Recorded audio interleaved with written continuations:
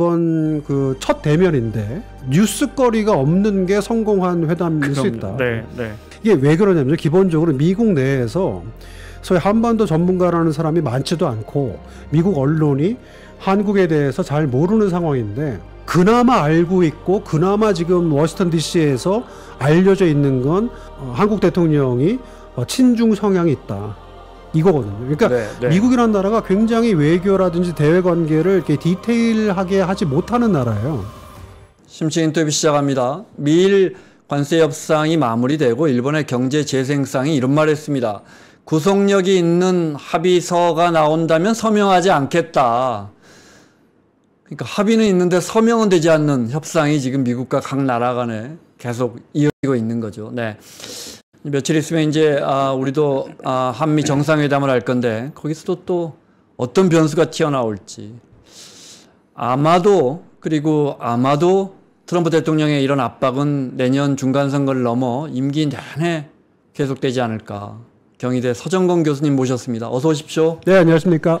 방학이라서 가볍게 입고 오시는데 네. 너무 덥기도 하고요. 네. 교수님들 방학 늘 부럽습니다. 네. 방학 때 공부 더 열심히 한다는 얘기를 아무리 해도 아무도 안 믿어요. 아무도 안 믿어요. 교수님이야 뭐. 네.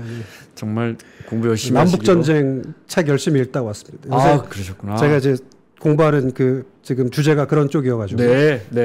알겠습니다. 협상 어떻게 보셨어요? 일단 선방했다 이 정도 평가가 나오는 것 같은데 그 과정이나 결과 어떻게 보셨어요? 그러니까 기본적으로 제가 제일 걱정했던 거는 사실은 이 8월 1일이라는 그 트럼프가 정해놨던 그 이 시한이라는 거를 만일에 넘어서서 우리가 관세 협상 타결을 못할 경우에 쏟아질 수 있는 소위 국내 정치적인 어떤 비판, 이런 여론 이런 것들이 한미 관계에 미칠 그 파장 어마어마했을 거거든요. 그리고 더군다나 사실 그 로라 루머라고 이제 국내에서도 벌써 여기저기 이름이 나오긴 하는데 트럼프 측근이라고 굉장히 극우 성향의 운동가 이렇게 나와 있는데 30대던가요? 나이도 젊고. 근데 이제 이런 사람 영향력 때문에 마이크 와일즈라고 하는 안보 보좌관도 쫓겨나서 유엔 대사로 밀려나는 그런 얘기들인데 그런 사람이 이제 한국 대선이나 한국 그 탄핵 국면에서 이제 부정적인 얘기를 하고 이 사람이 트럼프한테 영향력을 미친다 이런 보도도 있었고요. 그래서 또 백악관에서 이제 우리 그 대통령 선거 끝나고 나서 좀 이상한 내용의 어떤 메시지 같은 것들 이런 것들 때문에 트럼프가 또 더군다나 잘 아시는 것처럼 이 소위 그 10 빌리언 그 100억 달러 100억 방위비 분담 얘기를 계속 이제 반복적으로 할 만큼 트럼프가 한국에 대한 관심이 없는 것도 아니고요. 그래서 이런 것들이 종합적으로 연계돼서 이 소위 관세 협상에서 트럼프가 뭔가 어긋장을 낸다거나 또 한국이 이제 한미 정상회담을 해야 된다는 어떤 그런 그 정치적 절박함 같은 거를 또 트럼프가 모를 리가 없고 이런 것들을 이용해서 무언가 이참에 한국을 좀 이렇게 나쁘게 대우하기로 마음 먹었으면 어떠나 하는 그런 좀 걱정이 있었어요. 걱정이 있었는데 사실 우리 지금 정부 대표단이 설명하는 것도 그렇고 또 저는 이제 경제는 잘 모르지만 통상 이쪽 전문가들께서 이제 말씀하시는 것도 그렇고 우리가 가지고 있는 국력, 과학기술, 조선업 반도체, 의약부 이런 쪽에 경쟁력이 있다. 이제 그런 것들이 이제 이렇게 잘 마무리가 돼서 협상이 된 것 같고요. 일단 비교 정치 차원에서 봐도 일본이나 EU나 비해서 자동차 관세도 동등하게 이제 대우를 받았고 물론 이제 2.5% 얘기는 많이 합니다만 트럼프가 이제 그런 거를 용인할 상대는 아니고요. 자동차 관세요. 네, 자동차 관세. 그래서 그런 차원도 있고 아까 말씀드린 것처럼 이제 국내 정치적으로 뭔가 어려움에 빠질 수 있는 그런 우려가 있었는데 그런 것 좀 피해갔다. 이제 그런 상황이고요. 얘기 이제 더 나오겠습니다만은 방금 우리 이제 그 기자님도 모두에 말씀하신 것처럼 이게 과연 그러면 양국 정부가 사인한 공식 문서가 어떻게 되는 거냐. 그래서 retain이라고 하는 그 동사의 의미가 재투자냐, 미국이 이익을 가져가는 거냐 등등 해석의 여지가 지금 뭐 여기저기 지금 네. 도사리고 있잖아요. 네, 그래서 어떤 측면에서는 아까 방금 일본 케이스도 말씀하셨지만 과연 그러면 우리가 그 공식 그 문서를 눈으로 보는 게 좋으냐? 아니면 그냥 있다고 가정하고 네. 트럼프 4년을 요즘 그 이야기 많이 합니다. 네, 트럼프 네. 4년을 조금 이렇게 좀 지나가는 게 좋으냐? 네. 3,500억 달러라는 그 투자 뭐 펀드가 됐든 뭐 대출이 됐든 뭐 여러 가지가 됐든 사실 그런 것이 뭐 너무나 어마어마한 규모인데다가 또 우리 그 기자님도 이제 생각하시는 것처럼 국내의 이 제조업 공동화라든지 네, 우리 청년 일자리 이런 것들은 과연 어떻게 되는 거냐 이런 그 어떤 균형 의미에서도 네, 사실 이 공식 문서 혹은 뭐 이런 것들 관련돼서 우리가 좀 잘 지켜봐야 되지 않나. 네. 속된 말로 여기저기 난리다. 지금 교수님 말씀하신 것처럼 EU도 그렇고 일본도 그렇고 우리도 좀 조심스럽긴 하지만 우리 김용범 정책실장도 사실은 저는 이제 기자 입장에서 보면 네. 청와대에서 브리핑할 때 어휴 저런 말 해도 돼? 어휴 하는데 다른 나라 수준에 비하면 굉장히 낮은 거예요. EU나 일본은 우린 그렇게 생각하지 않아요. 그건 트럼프 대통령의 생각이에요. 뭐 이런 식의 합의잖아요. 네네. 이게 무슨 합의예요? 이 합의가 안 된 거잖아요. 근데 합의예요. 그죠? 참 이게 원래 FTA 같은 거 이제 트럼프 일기 때 우리가 다시 했잖아요. 그런 경우는 합의가 되고 나서 국가 간에 이 아주 엄중한 서약이 있는 거죠. 물론 그렇죠. 물론 그렇죠. 이제 뭐 우리 방위비 분담금도 마찬가지고요. 네. SMA라는 것도 12차까지 했는데 그것도 마찬가지고 그건 이제 우리나라 국회의 비준 사항이고요. 네.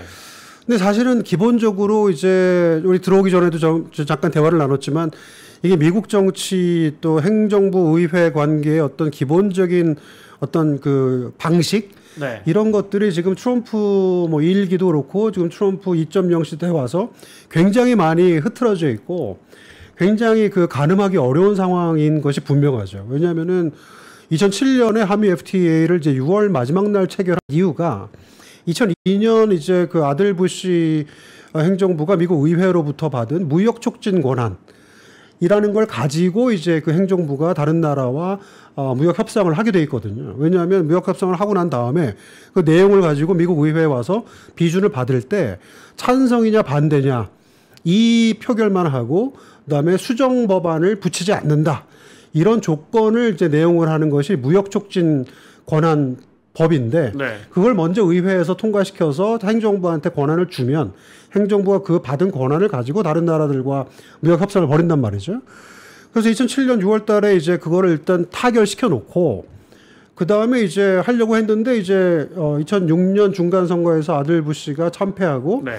2007년, 2008년 지나고 나서 이제 미국 민주당 주도의 의회에서 소고기하고 자동차하고 이거 부족하다, 문제다라고 계속 문제 제기하면서 오바마가 2008년 당선되고 2009년, 2010년도 넘어간 다음에 2010년에 이제 오바마가 첫 중간 선거에서 참패하고 나서 그 다음에 비로소 2011년에 가서 이제 오바마 행정부가 한미 FTA 미국 의회에서 비준하자 했던 거거든요. 그러니까 네. 2007년에 네. 체결하고 2011년에 비준한 거죠. 네. 그러니까 미국 국내 정치 상황에 따라서 계속 미루고 재협상하자라고 하는 식으로 지나가다가 이제 그렇게 된 건데 이제 그게 보통이죠. 그다음에 이제 그 나프타를 이제 대체하는 USMCA도 네. 2018년에 이제 트럼프가 자기 중간 선거에서 상원은 지켰지만 하원은 뺏기고 나서 낸시 펠로시가 주도하는 민주당 하원과 합의해서 이제 승인한 다음에 USMCA가 효력을 발생하기 시작한 거고. 그때는 왜 바꾼 거예요? 이제 나프타에 대해서 어차피 자유무역 협정하는데 왜 뭐가 잘못됐다고 해서 나프타 관련돼서 이제 트럼프가 일단은 이게 클린턴이 맺은 협정이고 네. 캐나다, 멕시코 특히 이제 멕시코 쪽에 이민이라든지 여러 가지 또 뭐 이 라티노에 대한 혐오 정서 이런 것들로 이제 2016년 대통령 당선된 것도 있고요. 그 당시만 해도 캐나다 얘기는 별로 많이 안 나왔었는데 멕시코와의 어떤 그 무역에 있어서 굉장히 미국이 이제 제조업 기반이 이제 붕괴되고 네. 이런 것들에 대해서 이제 얘기를 하면서 USMCA라는 걸 이제 새로 이제 만들었는데 근데 이번에 사실 하는 이 트럼프의 그 관세 협상들 내용을 보면 미국 국내에서도요, 이게 미국 의회에 와서 비준 받아야 된다 이런 얘기는 거의 안 나옵니다. 그러니까 월스트리트저널이나 이런 네. 곳에서 가끔 이게 과연 앞으로 지속 가능하냐. 미국 의회에 정식 비준이 없는데라고 하는 얘기를 던지긴 하는데요. 그러니까 기본적으로 이번 관세 협상 같은 경우에는 그럼 한미 FTA와 어떻게 되는 거냐? 한미 FTA는 기존에 이제 거의 무관세로 네. 그럼 사실 미국이 이 소위 양자 간의 이 그 자유무역 협정을 맺은 나라가 한국 빼놓고는 다 별로 이렇게 경제 규모가 크지 않은 나라들이에요. 일본하고도 없으니까. 호주 정도 있을 거예요. 네네. 나머지는 뭐 거의 없습니다. 네. 네. 그래서 한미 FTA 같은 경우에는 그러면 관세 협상 같은 거는 관세라고 하는 이 소위 보편 관세라고 이제 원래는 이름이 보편 관세인데 트럼프가 상호 관세라고 이름을 바꿨어요. 이게 정말 네. 참 트럼프의 어떤 그 워딩의 어떤 문제인데. 상호 그러면 이게 어떻게 상호입니까? 그렇지, 그러니까 이게 무슨 상호예요? 일반 관세잖아요. 네, 일반 일방적으로 한 건데 이 트럼프가 상호 관세라고 이제 명명을 하면서 이제 4월 2일 날 뭐 해방의 날이다 그러면서 네. 도표 들고 나와서 각 국가마다 이제 관세를 매기는 이런 것들이 사실은 저처럼 정치학을 공부하는 입장에서 볼 때 과연 미국 대통령에게 전 세계 이런 많은 국가들을 상대로 관세를 마음대로 퍼센티지를 내서 부과할 수 있는 권한이 과연 미국 대통령한테 있느냐. 이게 저한테는 굉장히 큰 관심사였거든요. 좀 반대로 여쭤볼게요. 우리가 이론이라도 국민들에게 세금을 걷거나 세율을 바꾸거나 뭐 아니면 재정 지출을 확대하려면 국회 허락을 받아야 합니다. 조세 법정주의라고 그러죠. 네. 근데 미국은 왜 강력한 대통령제 국가인데 역시나 이런 세율에 있어서는 관세도 당연히 세율이니까요. 그렇죠. 국회 비준을 받게 되는지 이제 교수님 그쪽 전공이시니까 그 배경은 어떻게 되는 거예요? 그러니까 이제 미국 건국 헌법에 보시면은 이제 그 주 간의 미국 내에서 주 간의 상거래, 네. 그다음에 국가 간의 상거래는 다 미국 의회의 권한입니다. 그러니까 결국에 이제 그 관세라는 것도 미국 의회의 권한인 거죠. 네.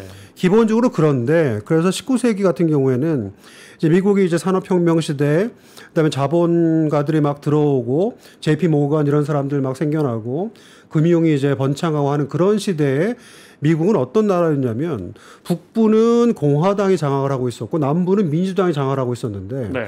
북부 쪽이 동부 쪽이 이제 소위 그 상거래 그다음에 무역 금융, 네. 뭐 뉴욕이라든지 필라델피아라든지 이런 쪽 중심의 이제 그 주였고 남부는 소위 면방직 산업 때문에 자유무역을 선호하는 그런 주들이었어요. 그래서 남부는 이제 민주당인데 정치 경제적으로 볼 때 자유무역을 선호하고 민주당이 장악하고 있었고 북부는 이제 상업, 공업 중심인데 공화당이 장악을 하고 있어서 미국 의회에 이제 다수당이 공화당이 되면 관세를 막 높여요. 그러다가 2년 후에 하원이 이제 민주당이 다수하게 되면 또 관세를 막 낮춰요. 네. 그래서 이걸 이제 그 당시에 롤러코스터 테리프라 그래가지고 올라갔다 내려갔다라고 하는 거를 계속 반복합니다. 그러다가 1930년에 이제 29년에 대공황이 터지잖아요. 30년에 그 당시 이제 미국 하원과 상원은 공화당이 장악을 하고 있었어요. 1930년에 그 유명한 스무트 홀리. 그러니까. 네. 스무트가 미국 상원의 금융위원장 이름. 그다음에 홀리가 미국 하원의 세입위원회 위원장 이름. 네. 그래서 파이낸스 커미티, 웨이즈 앤 민스 커미티의 각각 위원장 이름이 스무트하고 홀리였었어요. 네. 이 사람들이 그래서 예의 원래 하던 대로 이제 경제 위기가 발생하면 우리는 관세를 올린다. 공화당식으로 관세를 올렸더니 전 세계적인 이제 무역 전쟁이 터진 거죠. 그래서 32년에 이제 프랭클린 루즈벨트라는 사람이 대통령 선거에서 당선이 되면서 민주당 코올리션을 이제 의회에 가지고 옵니다. 그러고 난 다음에 2년 후에 1934년에 여기서 그 상호라는 말이 거기서 나오는 거예요. 그 상호 무역법이라는 거를 Reciprocal Trade Agreements Act라고 하는 건데 이거를 1934년에 미국 의회가 통과시키면서 관세를 가지고 의회가 정당별로 이렇게 자꾸 너무 반복하다 보니까 큰 문제가 있다. 이제는 우리가 민주당 이제 다수당인 의회에서 민주당 대통령에게 관세 부과 권한을 이양하자라고 해서 이제 프랭클린 루즈벨트한테 그 권한이 넘어갑니다. 오. 네네네. 넘어가는 거예요. 네, 대통령한테 그 관세 법안을 RTAA라고 하는 그 법안을 34년에 통과시키면서 그 권한이 넘어가고 그 이후에 이제 우리가 뭐 케네디 라운드라든지 뭐 우루과이 라운드, 도쿄 라운드 이런 라운드를 보게 되는 거예요. 그러니까 이게 미국 경제가 좋으니까 미국이 이제 전 세계 뭐 뭐 25%, 50%에서 25% 내려오고 하면서 네. 미국 경제 좋으니까 다른 나라의 무역 장벽을 철폐해야 되는 소위 자유무역의 이제 그 선봉장 역할을 미국이 하게 되면서 대통령이 가서 관세 낮추는 협상을 해와라. 그럼 우리가 굉장히 호의적으로 다 통과시켜 주겠다라고 이제 했던 거죠. 40년대. 32년부터 34년부터 시작해서 34년부터, 네. 네, 50년대, 60년대 기술력도 거치면서 있었고 제조업 비중도 높았고. 그럼요. 네, 네. 포드 자동차 뭐 수출 잘 되고 네, 미국 네. 내수 시장 크고 이제 그런 거던 것이 이제 베트남 전쟁, 그다음에 인플레이션, 스태그플레이션 그러면서 이제 닉슨 때 와서 이제 아까 제가 잠깐 말씀드렸던 것처럼 71년 8월 15일 일요일이었는데 밤 9시에 닉슨이 TV에 나와서 소위 닉슨 샥이라고 하는 걸 하죠. 더 이상 달러를 금으로 안 바꿔준다. 아, 네네. 불태환 정책. 금태환 이제 그만하겠다. 네, 네. 1달러 32온스. 네. 근데 그래서 이제 고정 환율 제도를 이제 폐기하는 거죠. 근데 그때 같이 했던 게 뭐냐면 10% 보편 관세라는 거를 그 당시에 했었어요. 그래서 수입품을 국적 가리지 않고 모든 수입품에 10% 보편 관세를 매기겠다. 라고 했던 게 71년 8월 15일 결정이었어요. 높아지는 겁니까? 아니 스모톨리는 워낙에 높았었잖아요. 네, 스모톨리는 네, 다 그다음에 다 이제 내려간 거죠. 다시 내려갔다가 네, 다시 프랭클 루즈벨트 이후에. 네. 네. 그래서 미국 경제 안 좋으니까 다시 네. 관세 정책을 들고 나온 게 공화당 대통령 닉슨이었고 네. 71년에 닉슨 쇼크라고 우리가 불태환 정책만 알고 있지만 제가 찾아보니까 같은 날 동시에 발표했던 게 전 세계 모든 수입품에 10% 보편 관세를 매긴다. 네. 자, 그러면 당연히 인플레이션이 문제였는데 인플레이션이 생기잖아요.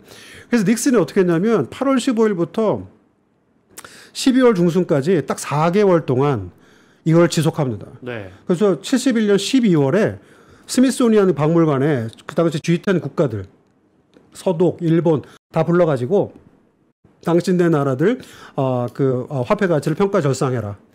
그래서 달러의 평가 절하 효과를 10점 몇 %인가 거둡니다. 4개월 했어요. 그래서 제가 이 트럼프가 닉슨과 굉장히 유사한 점이 많습니다. 그러니까 저도 뭐 2016년에 트럼프 못 맞췄고요. 트럼프 때문에 골치가 매일 아프고요.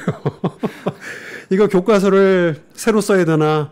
이제 미국 정치 공부하는데 너무너무 트럼프 때문에 이제 골치가 아픈데 그럼 도대체 트럼프를 미국 정치 역사에서 누구랑 가장 근접하다고 볼 수 있을까? 네. 그러니까 트럼프가 뭐 맥킨리 얘기도 하고 1898년 이제 스페인과의 전쟁 이런 뭐 확장주의 이런 얘기도 했었지만 제가 볼 때 가장 유사한 미국 대통령은 닉슨인데 네. 뭐 일단 졌다가 다시 승리한 것도 똑같고요. 네. 60년에 졌다가 68년에 다시 대통령 되잖아요. 그 다음에 뭐 그 매드맨 띠오리라 한 그래가지고 명인가 건너뛰고 다시 된 사람이 있다더니 그게 닉슨인가요? 아니요, 그거는 여러 명 닉슨은 아예 1960년에 졌고요. 케네디한테. 네. 60년에 처음에 졌다가 68년에 다시 나와서 이제 승리한 거고 건너뛴 거는 이제 그로브 클리블랜드라고 그 1892년 그냥 진 거군요. 대통령을 하다 진 게 아니고. 네. 그럼요. 네. 1960년에 이제 아이젠하워 부통령을 8년 하다가 네. 이제 대통령 선거에 도전했고 매사추세츠 상원의원이었던 존 F 케네디와 붙었는데 그 당시 가장 유명했던 그 첫 번째 TV 토론회 그걸 잘 못했다고 뭐 등등 해가지고 이제 그때 졌고 62년에 캘리포니아 주지사 선거를 나갔는데 또 졌고 근데 권투 중례한 다음에 68년 대선에 나와서 저희 3자 대결 조지 월러스라고 알라바마 주지사와 네. 그다음에 이제 험프리라고 민주당 후보와 3자 대결 끝에 이제 그다음에 승리하죠. 그러니까 다시 정치적으로 이제 귀환했다라는 것도 똑같고 그다음에 매드맨 띠오리라 그래 가지고 이제 뭐 2018년에 트럼프랑 김정은 이제 회담할 때도 뭐 미치광이 이론 이것도 사실 닉슨이 했던 거고요. 그다음에 주한미군 철수 2만 명 철수한 것도 닉슨이 했던 거고요. 네. 닉슨 독트린이 69년에 아시아의 안보는 아시아인의 손에. 그래서 베트남 전쟁 이후에 이제 닉슨이 아시아에서 발을 떼는 거죠. 그 다음에 이제 트럼프가 처음에 했던 도우주라고 관료들 막 이렇게 해고하고 하는 그런 것도 닉슨이 이제 그런 걸 많이 했었어요. 그 다음에 굉장히 불도저 같은 대통령. 네네. 결정적으로 닉슨이 이제 72년 2월 달에 그 당시 중공을 전격적으로 방문하죠. 72년 11월 달에 자기 재선에 달려 있었기 때문에. 그러니까 깜짝 외교를 통한 정치적 실익을 챙기는 그런 스타일도 비슷하다. 그래서 지금 이제 북미 정상회담 다시 열릴 수 있다는 가능성들에 대해서 얘기를 많이 하는데 닉슨과 사실 트럼프가 닉슨 죽기 전에 트럼프가 닉슨을 직접 만났었어요.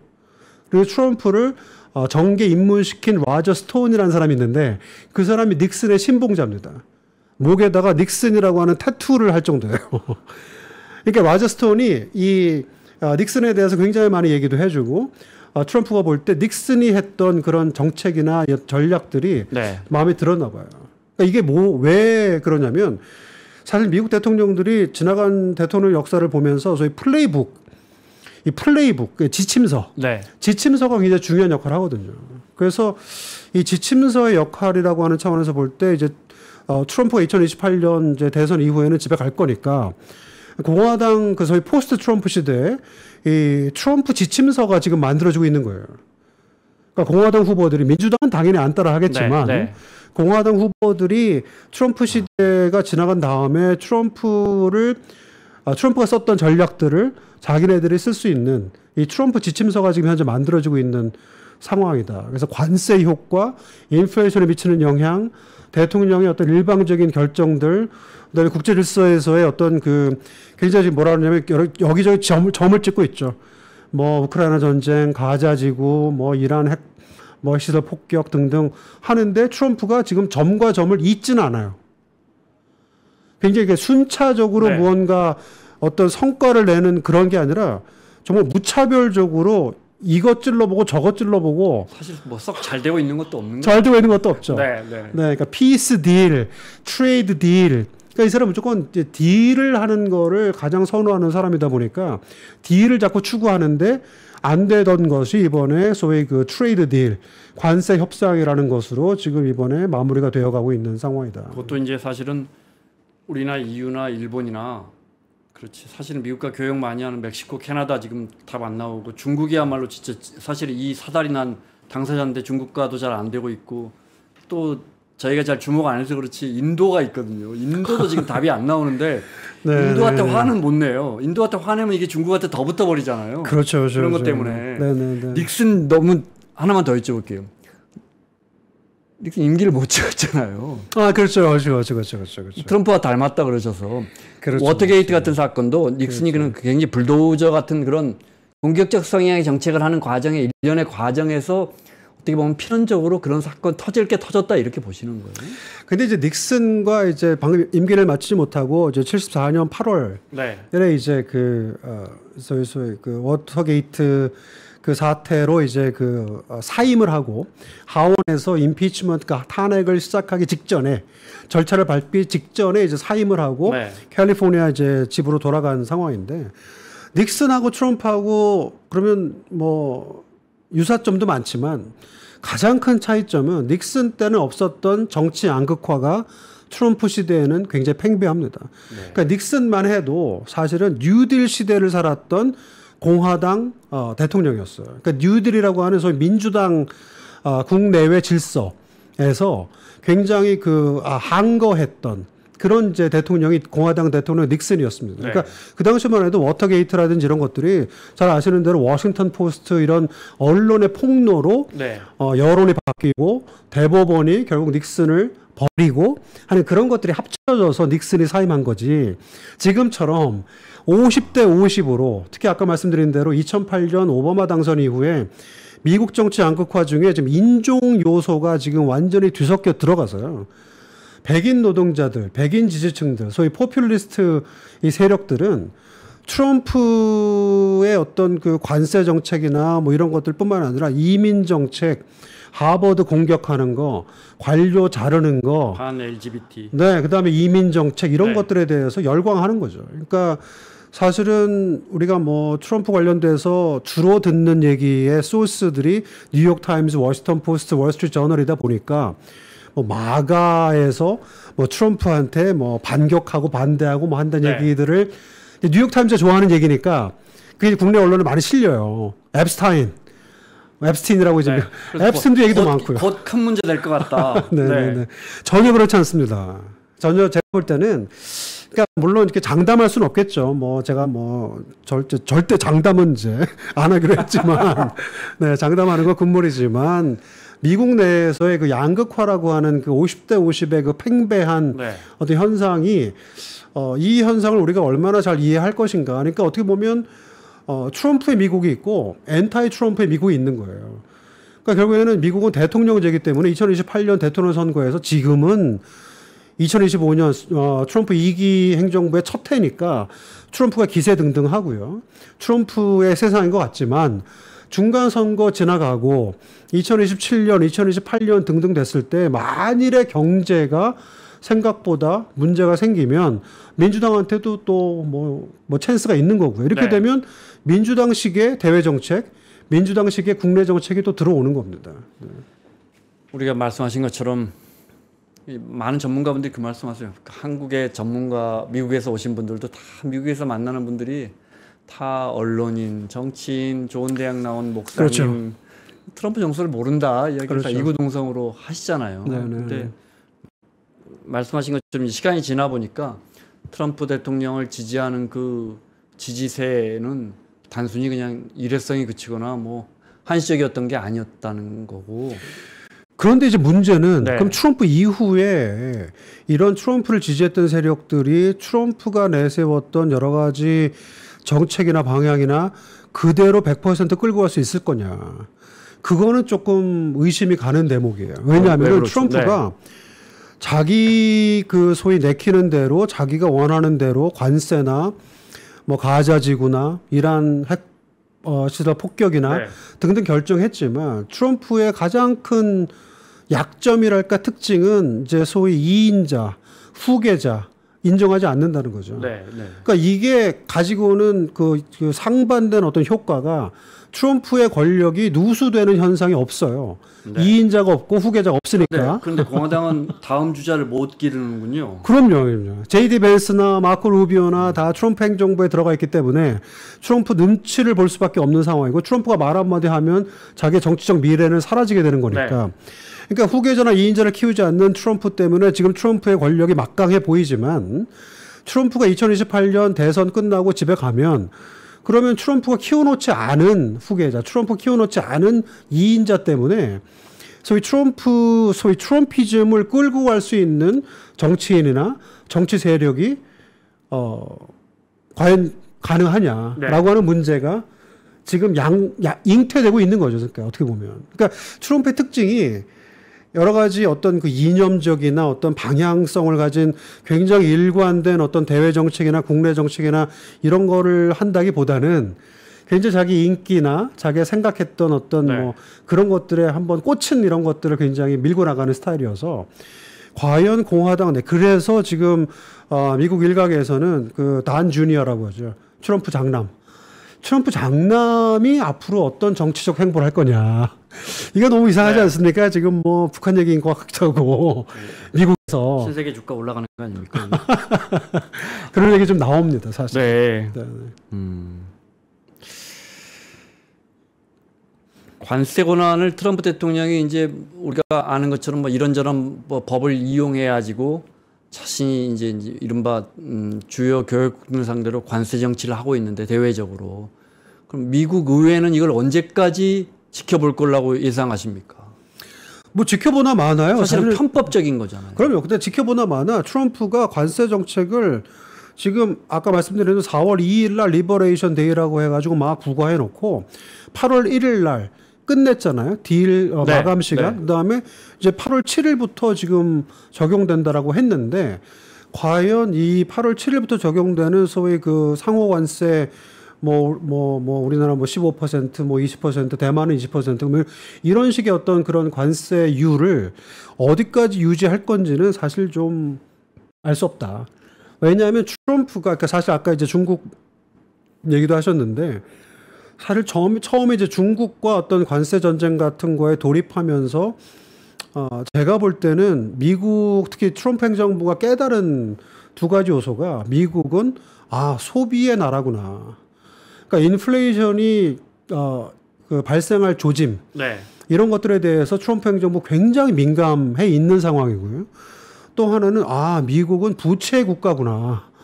그러니까 사실은 이제 중국과의 관세 전쟁이라고 하는 그 측면이 이 반드 마켓에 이 채권 시장에 영향을 줄 것이라고는 미처 생각지도 못했던 건데 미국 언론에서 이제 채권 시장에 미치는 영향을 막 대대적으로 보도하는 거죠. 4월 달에 그래서 트럼프 대통령이 접잖아요. 그럼요. 네. 그래서 이제 그 당시에 이제 뭐 90일 유예 이런 것들이 나오는 이유가 기본적으로 달러 약세가 되고 그다음에 뭐 그런 분석도 있지 않습니까? 트럼프 자산이 상당 부분 뭐 미국 채권 시장에 지금 투자가 돼 있다는 얘기도 하고요. 그러니까 바운드 마켓의 그 소위 채권 가격과 이자율 간의 반비례 관계 이런 것들이 미치는 이자율 상승의 문제. 그럼 제롬 파웰한테 계속 지금 압박하고 있잖아요. 네. 이자율 낮추라고. 네. 그러니까 이자율이 올라가고 달러가 약세가 되고 하는 이런 것들이 또 월스트리트에서 어마어마하게 이 저항을 하거든요. 스캇 베센트나 네. 이 러트닉이나 다 월스트리트 출신이고 네. 이런 쪽에 대해서 지금 엉켜 있는 겁니다. 그러니까 이 중국과의 어떤 그 관세 전쟁을 막상 뚜껑을 열어보니까 미국이라는 나라가 그동안 중국과 79년 국회 정상화 이래 중국과 얼마나 많이 경제적으로 지금 서로 지금 얽혀 있는지에 대해서 깨닫게 되는 거죠. 그러니까 그런 상황이라서 중국과의 관세 협상도 제가 볼 때는 뭐 그렇게 오래 끌거나 하지 않을 것 같고요. 그래서 이런 관세 관련돼서 트럼프가 지금 4월 2일부터 8월 1일까지라고 했던 그 기간의 문제도 있고 그다음에 상호 관세라고 해서 매겼던 것들도 어떻게 보면 조금씩 뭐 좀 줄어들지 않을까. 그러니까 인플레이션에 미치는 영향도 네. 애매합니다. 그러니까 저렇게 높은 관세 뭐 15%로 주요 국가를 낮췄다고 해도 저 높은 관세가 유지되기는 매우 어려울 것이다라는 게 이제 정설 아닙니까? 저게 그러니까 그렇게 가면 지금 그렇죠, 말씀하신 그렇죠. 것처럼 네. 인플레를 피하기 어렵거나 그것이 이제 모든 자산 가격에 영향을 주거나 대표적인 게 이제 채권 금리고 미국의 자본 시장도 마찬가지고 같이 공존하지는 못할 거야라는 게 이제 학자들의 견해란 말이죠. 그럼 트럼프 대통령이 여기서 빠져나가는 길은 그러면서 관세를 낮춰주면서 비관세 분야에서 많은 것을 얻어내면 이러면 진짜 미국 입장에서 트럼프 대통령은 굉장히 많은 것을 정말 이렇게 뭐죠? 이렇게 많은 것을 얻어내는 그럼요. 인파이터로서. 그럼요. 그런데 이게 만약에 안 되고요. 자산시장이 무너지거나 국채금리가 폭등하거나 그래서 국채가격이 폭락하거나 뭐 이런 일들이 지금 고용시장 불안해 보이니까 바로 담당 국장을 해고했다면서요. 트럼프 대통령이 교수님 말씀하신 것처럼 이 부분에 대해서 굉장히 예민하게 반응한단 말이에요. 그런데 이게 안 지켜지면 관세 때문에 안 지켜지면 그럼 이제 의회 권력이 있고 트럼프 대통령의 그 강력하다는 지지세가 있고 어떻게 반응할 것이라고 보세요.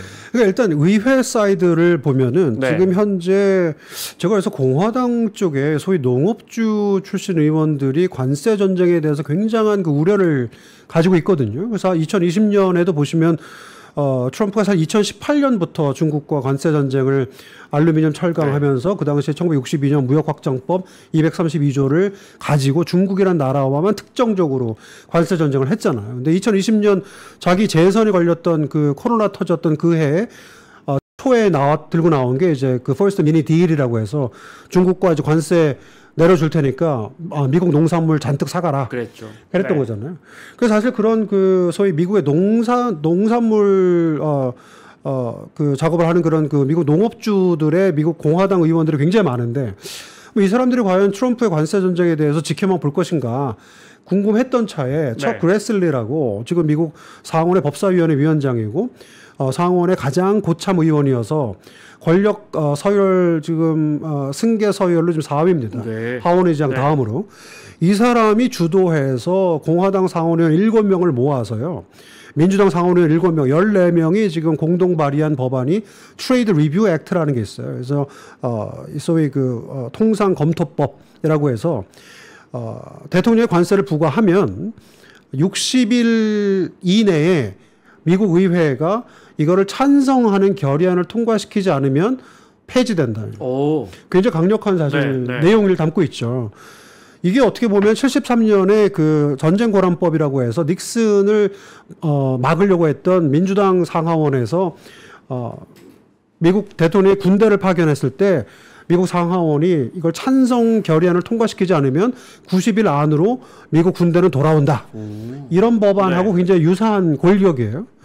자, 그런데 사실은 이 법안이 통과되려면 미국 상원에서 이 60명이 있어야 되기 때문에 지금 민주당은 지금 53대 47이잖아요. 그래서 지금 구조적으로 쉽지 않은 데다가 하원도 넘어야 되고 거기다 결정적으로 이제 트럼프가 이 법안이 발의된 직후에 나는 이 법안이 통과되면 반드시 거부권 행사한다라고 네. 벌써 선언을 했어요. 그래서 이 법안이 미국 의회에서 법률로 통과될 가능성은 이제 거의 없는데 적어도 미국 공화당 상원의원들이 이런 우려를 전달한 그런 의미는 분명히 있다라는 정도고요. 마음속에 그런 움직임이 있다. 저걸 저렇게 하면 위험할 테니 저걸 언젠가는 견제해야 할 텐데. 그 마음속뿐만 아니라 이거는 네. 이제 공동 발의를 했기 때문에. 물론. 네네. 그 7명의 명단이 있어요. 네. 그래서 그 7명의 명단이 사실은 공화당 상원의원 그 7명이 현실로 통과되기가 어려우니까. 현실로 통과하기가 어렵죠. 네. 그럼에도 불구하고 이제 미국 의회에서 하는 일은 소위 이제 그 자기 입장 표명이라 그래가지고 유권자들을 이제 대상으로 나는 이런 의정 활동을 하고 있다라는 걸 보여주는 거죠. 그래서 캔자스라든지 뭐 인디애나, 노스캐롤라이나, 메인, 뭐 그다음에 뭐 켄터키 이런 쪽 아까 말씀드린 척 그레슬 아이오와 출신이에요. 네. 그런 의회가 움직이려면 기본적으로 여론이 이 트럼프 대통령 약속했던 거 하나도 못 지키고 우크라이나 전쟁도 그렇죠. 못하고 이란 문제도 해결 못하고 물가만 오르고 우리가 바이든 물가 올랐다고 해가지고는 너 뽑아줬는데 물가가 더 올라 이렇게 돼서 여론이 이게 뒤바뀌어야 이게 그렇죠. 지금은 이렇게 사실은 지지율이 조금 내려갔다고는 하지만 교수님 말씀하신 것처럼 그 트럼프에 대한 강한 지지 매우 쉬운 메시지 뭐 그거잖아요. 다시 잘 살게 해줄게. 하다가 이제 관세를 개인들에게 나눠주겠다. 더 벌어가지고 이제 국민들에게 나눠주겠다 이야기까지 하고 있단 말이에요. 얼마나 메시지가 명쾌합니까? 여론이 잘 흔들릴 것 같지는 않아요. 그러니까 제가 2024년 미국 대선의 의미를 어디서 찾았냐면 80년대 말부터 진행되던 정치 양극화가 오바마 당선 이후에 인종 요소까지 포함해서 더 심각해지고 트럼프가 등장했는데 또 불구하고 인플레이션에 이미그레이션이 엮이니까 네. 양극화가 뚫리더라. 왜냐하면 7개 경합주를 트럼프가 싹쓸이 했잖아요. 네.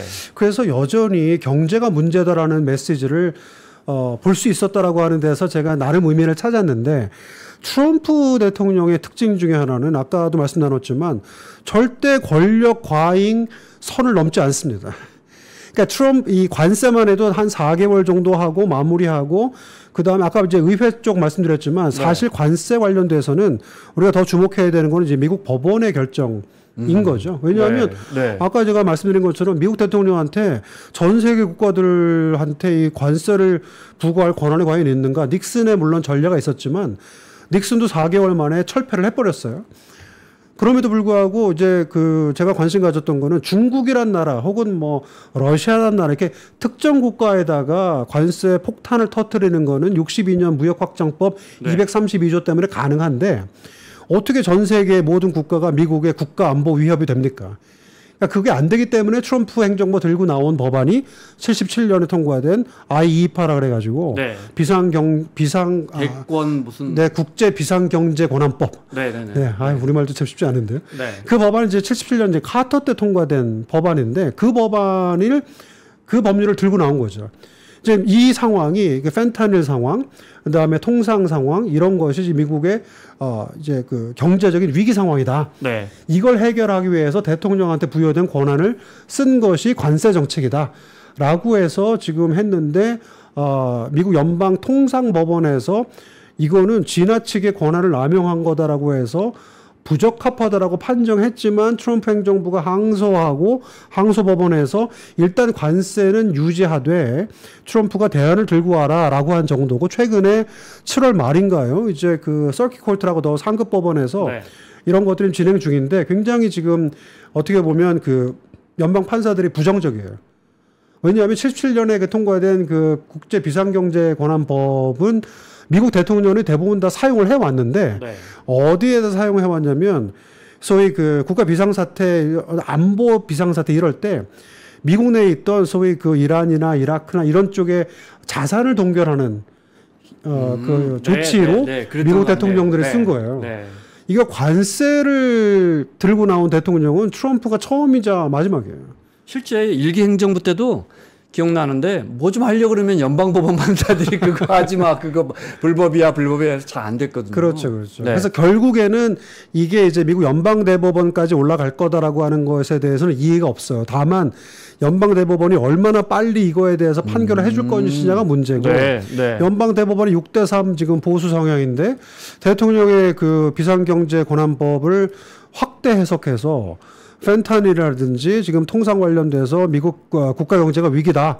대통령이 관세라고 하는 특정 정책을 사용할 수 있다라고 해주면 뭐 의회가 막을 수도 없고 법원은 막기를 포기한 것이기 때문에 트럼프의 관세 정책은 미국 국내 정치적으로는 별 영향이 없는데 다만 아까 우리가 계속 말씀 나눈 대로 선거에 임박해서 인플레이션 상황이 올 가능성을 트럼프가 너무너무 잘 압니다.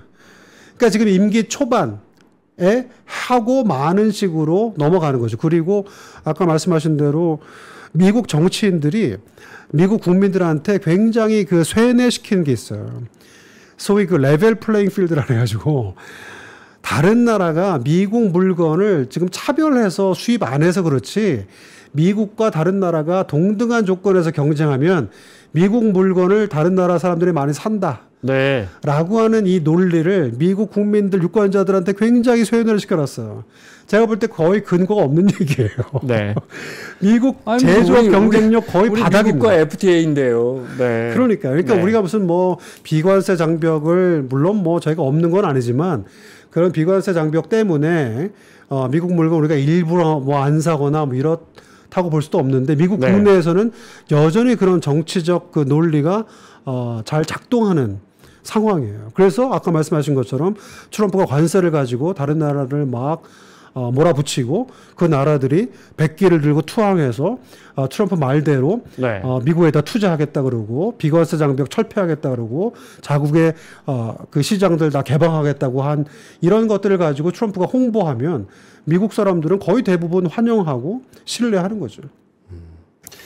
이제 법원 이야기하셨고 의회의 견제 이야기하셨는데 기본적으로 그러니까 의회에서도 이 세율이나 관세 관련해서는 지난 100년 동안 계속 대통령과의 경쟁 관계를 가져왔네요. 미국 정치사를 보면. 그렇죠.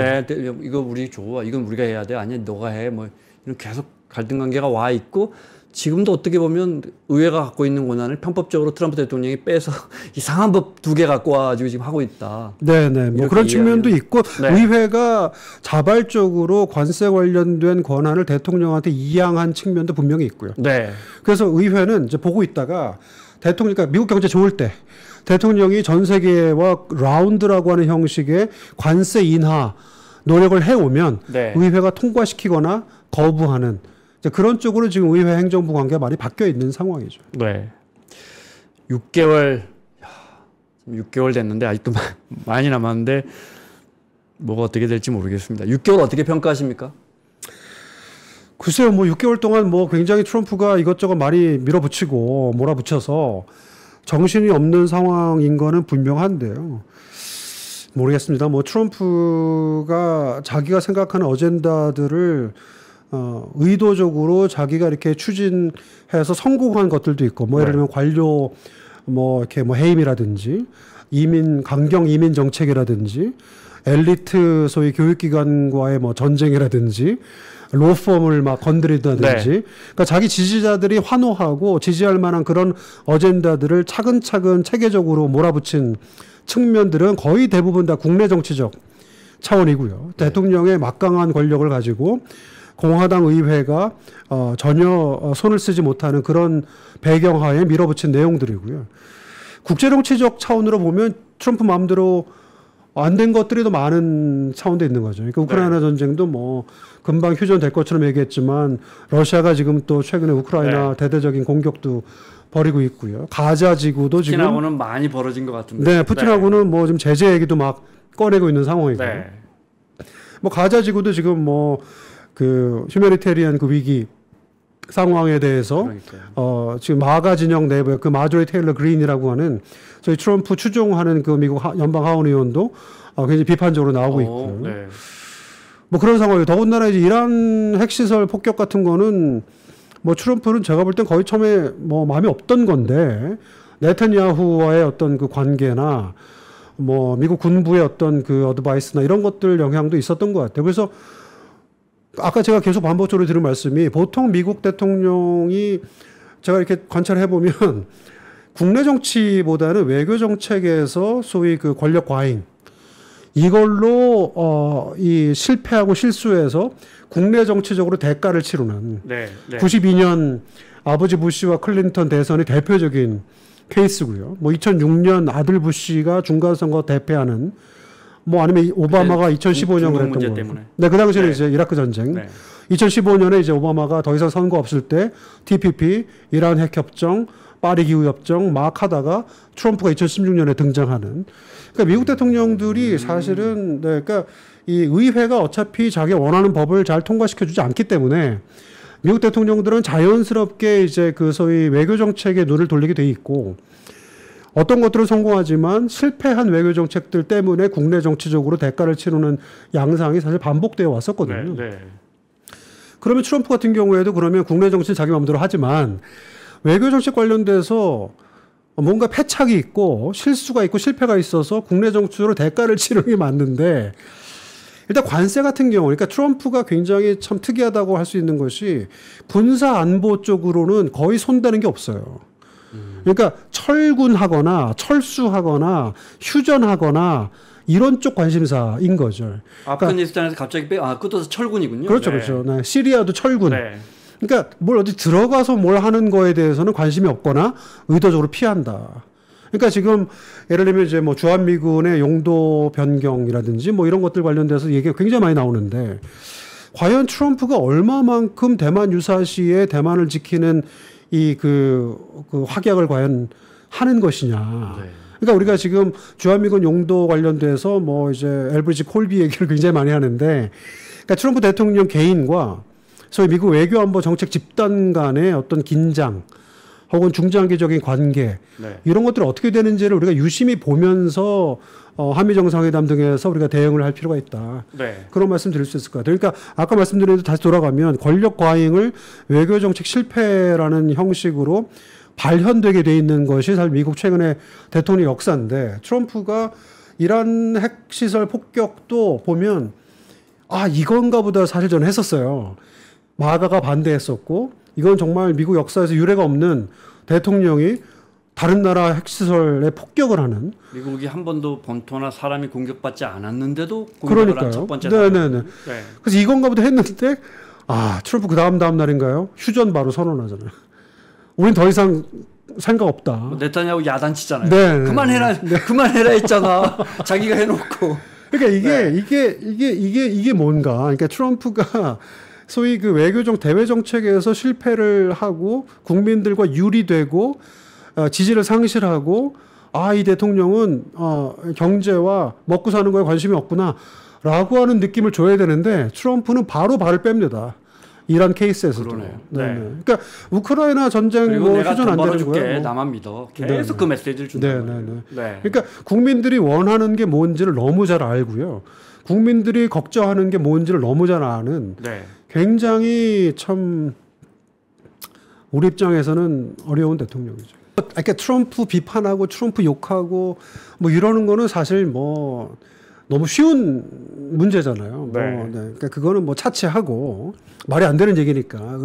그럼에도 불구하고 제가 볼 때는 이제 한미 정상회담 어차피 첫 대면이고 앞으로 트럼프도 4년 남았고 우리 신정부도 이제 갓 취임했으니 앞으로 길게 한미 관계를 중장기적으로 끌고 가야 된다는 입장에서 볼 때 임기가 거의 같이 가는군요. 생각해 보니까 뭐 그런 뭐 우리가 1년 더 긴 거잖아요. 물론 그렇지만 그렇긴 한데 어쨌건 그런 상황으로 놓고 보면 이번 그 첫 대면인데 무언가 뉴스거리가 없는 게 성공한 회담일 수 있다. 많은 사람들에게 생각하는 이게 왜 그러냐면 기본적으로 미국 내에서 소위 한반도 전문가라는 사람이 많지도 않고 미국 언론이 한국에 대해서 잘 모르는 상황인데 그나마 알고 있고 그나마 지금 워싱턴 DC에서 알려져 있는 건 한국 대통령이 친중 성향이 있다. 이거거든요. 그러니까 미국이라는 나라가 굉장히 외교라든지 대외 관계를 이렇게 디테일하게 하지 못하는 나라예요. 그러니까 일단 별로 관심도 없고 그래서 뭔가 하나가 꽂히면 그걸로 막 서로 계속 돌리는 그런 나라거든요. 그러니까 한국 대통령이 친중이다라고 하는 그 이 메시지가 굉장히 미국 내에서 특히 워싱턴 DC에서 만연돼 있는 상황이거든요. 미국에서 굉장히 유력한 한인 그 인사가 얼마 전에 방한을 해서 우리 여권 관계자들을 다 만난 걸 제가 우연히 들었는데 똑같은 지금 교수님 말씀처럼 우리 정부에서도 궁금하잖아요. 트럼프 대통령은 우리 대통령 어떻게 생각하고 있어? 똑같은 답이 나온 거예요. 몰라. 궁금해해. 그 말이 이제 교수님 말씀하셨죠. 네. 혹시 너무 저 중국 쪽으로 진짜로 많이 가버리는 건 아니겠지. 역시 여전히 우리 편이겠지. 하지만 뭔가 어딘가 궁금해하고 의심해하는. 그렇죠, 그렇죠. 그러니까 이게 어차피 국가 간의 관계에서는 어쩔 수 없어요. 왜냐하면 우리도 마가 얘기를 자주 하지만 마가의 실체가 뭔지 잘 몰라요. 그런 것처럼 그거보다 더한 거죠. 미국 입장에서는 한국 정부의 어떤 방향성에 대해서 여기저기 신문 뒤져보니까 뭐 친중 성향이 있다던데 이게 과연 어느 정도인지에 대해서 잘 모르는 상황이죠. 네. 근데 그런 경우인데 더군다나 이제 이제 방위비라든지 뭐 안보 이슈라든지 주한미군이라든지 이런 것들 관련돼서 얼마나 디테일하게 이번 정상회담에서 얘기가 될지 모르겠지만 그러니까 굉장히 그 현실적으로 현명하게 대처하는 게 필요하다. 그러니까 앞으로 중장기적으로 같이 갈 거기 때문에 뭐 이런 어떤 선언적인 의미로 끝나는 회담, 네. 뭐 앞으로 뭐 발전적인 한미 관계, 그 변수 없이. 네, 한미 동맹 트럼프 대통령이 공고히 잘 하고 나와서 갑자기 한국이 4,500억 달러로 또 늘리기로 했어. 우리 프레지던트 리가 그레이트 엑셀런트한 사람이야. 이런 어떤 변수도 우리가 진짜 배제하지 못하거든요. 근데 그런 가능성을 배제할 수 없는데. 네. 아까 우리 기자님 처음에 말씀하셨잖아요. EU나 일본, 이제 일본도 많이 좀 뭐 변화하고 있는 것 같긴 한데요. 뭐 네. 일본이 사실 우리보다 훨씬 더 미일 관계의 그 돈독함 이거는 뭐 네. 어마어마. 근데 요즘 아베가 많이 막 났고요. 뭐 네, 아베가 벙커에서 성명 발표하는 거 보면 일본인가 싶어요. 그러니까 아베가 막 벙커에서 뒹굴고 막 그래도 문제 없던 일본인데. 네. 그럼에도 불구하고 지금 한국 같은 경우에는 일단 제가 늘 느끼는 건데. 이게 저처럼 이제 뭐 미국 이렇다라고 이제 옛날 같으면 미국 잘 모르시니까 제가 막 아는 척하고 나와서 막 이렇게 하기 쉬웠는데 이제 너무 다 전문가세요. 이게 왜냐하면 한국에 미국 관련 뉴스가 너무 많아요. 아니 아마 한국처럼 IRA에 대해서 많이 알고 있는 나라 없을 거고요. 한국처럼 마가에 대해서 매일 얘기하는 나라는 없을 겁니다. 몇 년 주식 투자를 좀 하다 보니까 네. 그런 영향도 있겠죠. 뭐 네. 네. 테슬라 뭐 주식 뭐 학생들도 관심 굉장히 많고요. 군인들도 다 주식 투자를 하니까요. 그런 측면은 뭐 어쩔 수 없는 현상이긴 한데 그런 것들이 가지고 오는 어떤 파급 효과 같은 게 뭐냐면 우리가 뭔가 시간을 가지고 천천히 대응하고 그러니까 전략적으로 대응할 틈을 안 준다. 네. 그러니까 우리 국내 여론이 너무 빨리 막 돌아가요. 예를 들면은 뭐 트럼프가 방금 말씀하신 대로 정상회담 끝났는데 정말 불쑥 뭔가를 던지면 우리 언론은 이거 뭐 그러니까 제가 어디 가서도 뭐 한 얘기인데 트럼프 대응법 중에 우리가 생각해 볼 수 있는 대응법 중에 하나는 못 들은 척하는 거예요. 네. 모른 척하는. 트럼프가 그런 얘기 했어? 진짜요? 막 이러는 것도 좋은 대응법인데 우리 여론, 언론 이런 데서 너무 많은 정보가 나오다 보니까 못 들은 척 하기가 어려워요, 이제. 일본도 지금 그 스스로가 그냥 트럼프 대응법에 대해서 여건이 무너지고 있거든요. 국민들과. 지금 그 말씀이신 거잖아요. 우리 스스로가 그냥 뭐 장기적인 대안을 마련하기 전에 우리 안에서 그냥 막 논쟁하고 뭐 비판하고 하다가 그냥 대응법을 놓쳐버리는. 그러니까 그런 거에 제가 대표적인 예로 말씀드릴 수 있는 게 주한미군 용도 변경. 리퍼펄싱이라고 말 그대로 이 목적을 바꾼다 이제 그런 건데 사실 이게 콜비와 뭐 국방부와 미국 외교안보 정책 집단에서 대만의 중요성 뭐 소위 이 원티어터라 그래가지고 일본이 얘기한 뭐 이런 것들을 가지고 이제 많이 너무 얘기가 나오다 보니까 이제 우리는 이미 그런 걸 기정사실화해서 우리는 어떻게 대응할 것이 뭐 이런 얘기를 하는데 궁극적으로 미국의 군총사령관은 트럼프란 말이죠. 그럼 트럼프가 과연 대만 유사시에 어떤 입장과 어떤 전략을 어떻게 실현할 건지에 대해서는 사실 알려진 것도 없고 확신하기도 어려운 그런 상황이라는 겁니다. 그러니까 그런 것들에 대해서 우리가 조금 더 면밀하게 종합적으로 판단해서 좀 전략들을 세우고 뭐 하는 것이 필요한데 너무 우리가 많은 정보를 너무 빨리 얻다 보니까 그런 것들로 인해서 우리가 이제 대미 전략이나 트럼프 대응 관련돼서 우리 스스로 좀 옥죄인다 그럴까요? 스스로 조금 성급해진다 할까요? 뭐 이런 것들은 좀 특히 우리가 어려운 문제긴 합니다. 과잉 또는 예민하게 반응한 몇 가지가 있죠. 지금 말씀하신 주한미군 대표적인 그런 케이스고 미국과의 이제 이른바 협상을 해야 하는데 우리 카드가 적나라하게 이 친구들은 이걸 굉장히 무서워하는구나. 항상 우리가 교수님 말씀하신 것처럼 패가 먼저 노출되고 과하게 노출되는 언론이나 우리 정치권 또 대중들도 마찬가지고. 그러니까 그런 쪽에 또 반대 측면은 예를 들면 이번에 관세 협상 통해서 우리가 굉장히 잘한 것이 사실인데 예를 들면 조선업 관련해서 1,500억 달러 이 투자 계획 이런 거를 뭐 마스가 얘기도 나오고 많이 나오잖아요. 근데 이런 것들에 대해서 우리가 뭐 그렇게 막 너무 이렇게 막 우리가 뭐 자화자찬 모드에 빠질 필요는 없는 게 이게 과연 미국의 국내법하고 또 어떤 연결점이 생기는 건지 이 여전히 미국은 1920년 존스 액트라는 것이 기본 법이고요. 그 다음에 이제 소위 쉽스 액트라 그래가지고 이제 무슨 조선업 관련돼 가지고 지금 초당파적으로 지금 발의되어 있는 법안이 언제 통과될지 사실 잘 모르는 상황이긴 하지만 조선업 관련 법안도 2022년 IRA랑 굉장히 구조적으로 흡사합니다. 다만 이제 미국 쪽 얘기는 이게 초당파적으로 추진되고 있기 때문에 통과가 되면 나중에 정권이 바뀌어도 지금 트럼프가 하는 것처럼 막 말을 뒤바꾸거나 할 가능성은 크지 않다. 그게 이제 300 몇 개 몇 척의 함정 만드는데 뭐 1,500조 원인가 투자하기로 하고 그 법이 그래요. 이제 다 장기적으로 뭐 텍스 크레딧 주고 론 뭐 주고 뭐 하는 건데 거기에 굉장히 특이한 조항이 있는 게 뭐냐면 인터림 베슬이라 그래가지고요. 임시 선단이라는 거를 허용한다. 2030년까지. 이건 뭐냐면 다른 나라에서 만든 선박, 다른 나라에서 만든 군함을 가지고 미국 깃발을 꽂는 걸로 해서 2030년까지는 허용한다.